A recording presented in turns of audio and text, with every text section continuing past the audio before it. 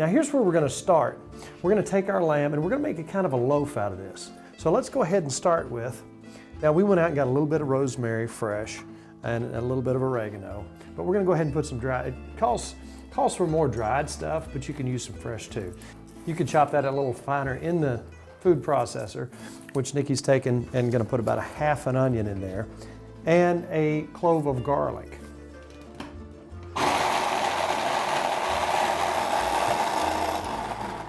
Are those chopped up enough for you? Yep. So we've taken about a half of onion, a large garlic clove. Now we're going to take some breadcrumbs. Okay. Now my hands are a mess, so I'll have you add them if you don't mind. How much I'm going to be working all this in. I'd say go ahead and put, if you had to measure this out, I never measure anything, but you're probably talking 5 or 6 tablespoons in here. Now come back with an egg. What would you like? How much time? About 15 minutes. All right, now each one of these ingredients that I'm going to mention, you're going to use about a teaspoon. Okay, go ahead. All right, now we're coming back with oregano. Now we're coming back with some marjoram. Now I like a lot of flavor, and these flavors all really enhance this. We're going to come back with some even more rosemary. Rosemary is, to me, one of the best things you can do with lamb. I'm going to come in with some black pepper.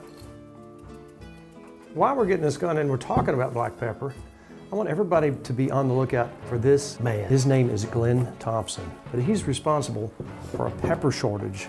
I heard that. In 3 continents. He's known as the Pepper Bandit. If you see him anywhere, ask him if he has your pepper. They say in his basement he has 1.5 tons of black pepper. We need to go out and take some. So keep your eyes out for the Pepper Bandit. His name's Glenn Thompson. Do you need any cumin in there? Give me some cumin.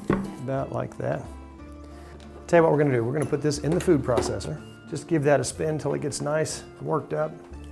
Now, salt and pepper to taste. I do like a lot of salt and a lot of pepper. And I'm going to split that in half. And I have a roast pan over here. It has got hot water in it. We're going to take 1/2 of this and make a little loaf out of it.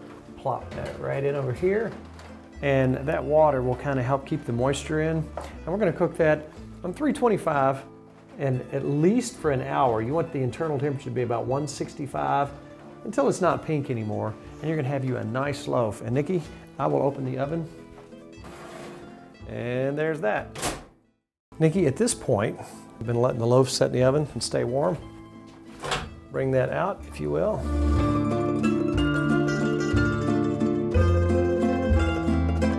All right, now, there, I'm turning this off. Look at our pita bread. It's just perfect. That's the way your pita bread's supposed to look. I'm gonna set this right over here. All right, now we're gonna cut off some pieces, put those directly on our pita bread. All right, now we're gonna take our tzatziki sauce, spread that on our meat. We're gonna come back with a little bit of onion as the rain falls on the roof. That's good. A little bit of lettuce, and right there. And That's guess good. what? A little bit more tzatziki sauce. And fold that over. It's a big sandwich. And guess what? That is what I'm talking about. That's a you want the gyro. first bite? It's all you. That's good. I like that pita bread. Meat's delicious. Mm. Yeah, did yourself. It's good. It's very good. You know, a lot of people think about gyros as fair food. You're walking at the fair and you see the sign that says gyros and you smell heaven. That is heaven. There's nothing in this world that you can't make yourself in your own kitchen. Find the right ingredients and you're all over it.